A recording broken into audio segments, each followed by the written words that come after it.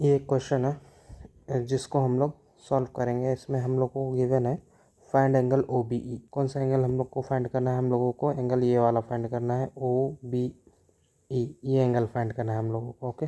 और इसमें हम लोगों को गिवन है F E is equals to E B.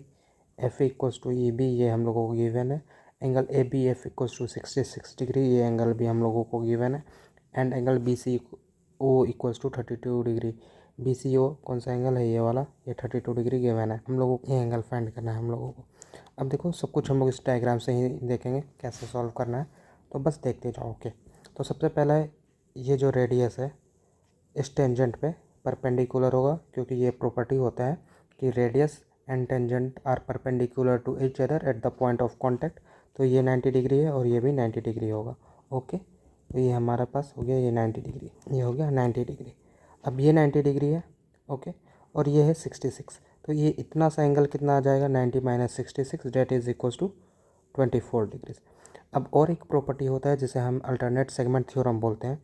तो उसमें क्या होता है, वो थ्योरम क्या बोलता है, जब एक कॉर्ड और टेंजेंट एक कॉमन पॉइंट पे होते हैं, जो कि यहाँ पे है ये कॉमन पॉइंट बी, तो जो एंगल कॉर्ड और टेंजेंट बनाते हैं एक सेगमेंट में, जैसे कि ये एंगल बना रहा है 66, ये कॉर्ड और टेंजेंट मिलके, तो ये कॉर्ड उसके अल्टरनेट सेगमेंट में जो भी एंगल बनाएगा, जैसे ये एंगल जो बन रहा है वो एंगल इसके इक्वल होगा।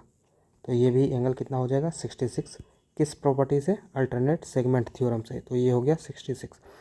अब ये 66 है और हम लोगों को इस क्वेश्चन में गिवन था कि F equals to E B.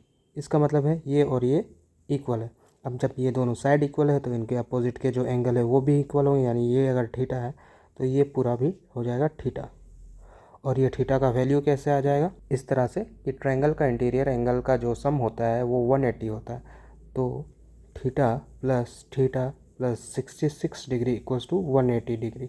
यहाँ से 2 theta equals to 180 minus 66 degree. तो यहाँ से थीटा का जो वैल्यू आ जाएगा 114 divided by 2 that is equals to 57 degree. तो ये आ गया हमारे पास 57 डिग्रीज। तो ये पूरा जो एंगल है ये आ गया 57 डिग्रीज।